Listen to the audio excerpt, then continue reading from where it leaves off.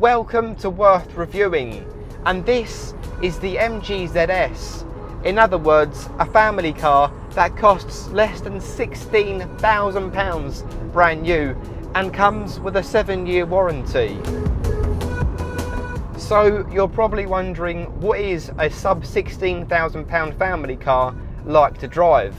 Well, to be honest, it drives and handles okay. It's nothing to get particularly excited about, but it's not an exciting car. It's a family car, of course, so driving on these back roads isn't where it's born to be.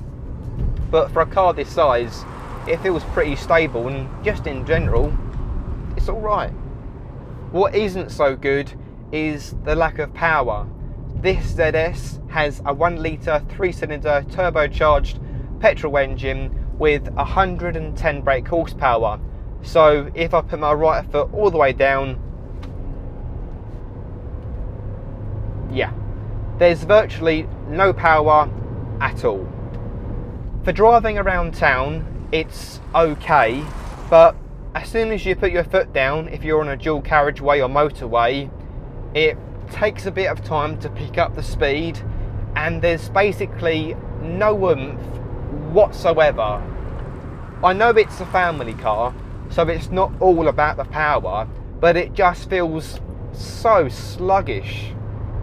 There's 2 engines available, this 1 litre and a 1.5 litre 4-cylinder naturally aspirated petrol engine with even less power, 106 brake horsepower.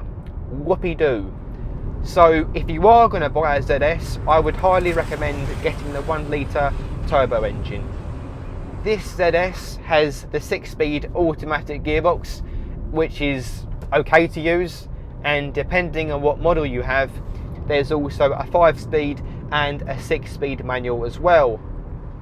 I've done quite a few hundred miles in this car, and I'm getting 42.3 miles per gallon, and I would say about 42 miles per gallon is about average. I would say it's pretty good for a car this size.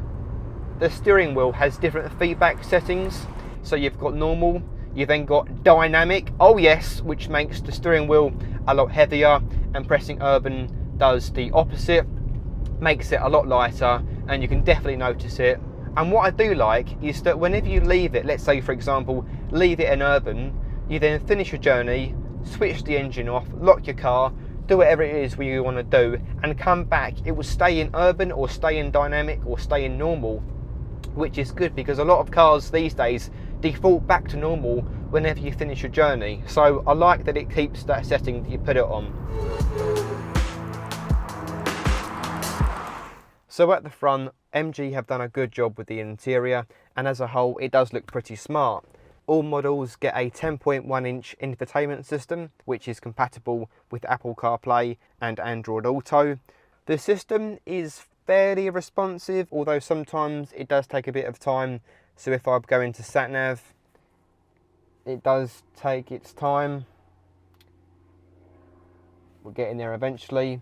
Now if we go into the climate control system, there's just a colour bar. You can't see the actual temperature, which is a bit naff. Something I do like about this infotainment system, which you don't normally see in cars from this class, if you go back and press 360 view, you've now got a bird's eye view of the car.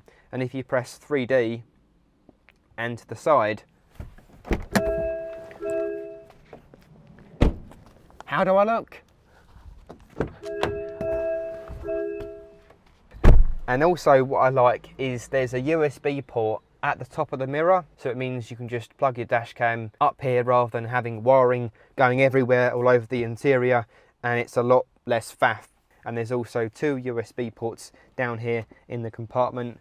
So for a car that starts at less than £16,000, it's got quite a tidy interior, and the fact it comes as standard with this 10.1-inch infotainment screen, that is pretty good going.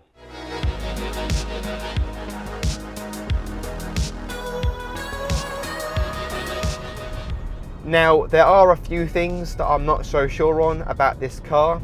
So first of all models get a leather steering wheel, and although it looks very nice, you've got red stitching on the inside, sort of a flat bottom edge as well, but the actual feel of it feels really rough and plasticky, and although it might be quite hard wearing, but it's not very good because it's not very comfortable to hold on to, and it's the main touch point of the car. The second thing is something I'm not too sure if it's just this car that does it or all of them, but it's very frustrating. Let me pull over and show you.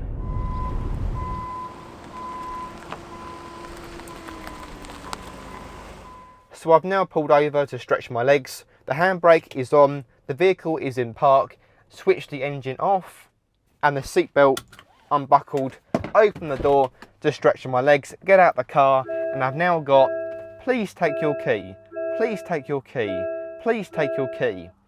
Now, for someone who does forget to take their keys, very handy, like my nan, although she probably wouldn't hear the noise anyway. But for someone who doesn't forget to take their keys, it is very, very, very, very, very annoying.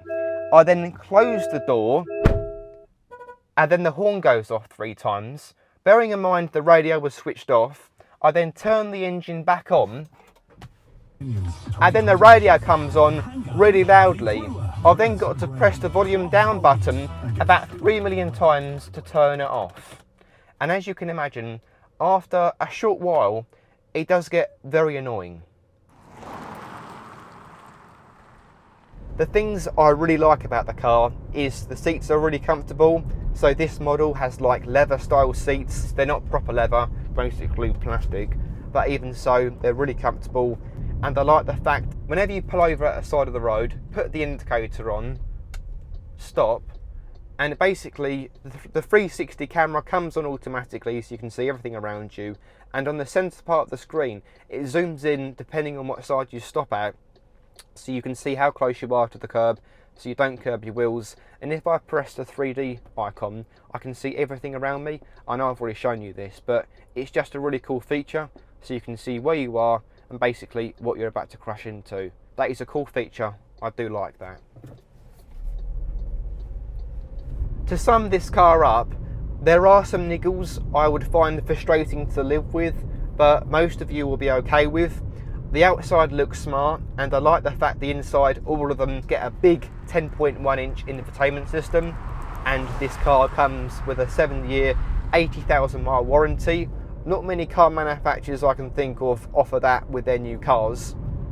So it's good value for money, practical, and okay to drive.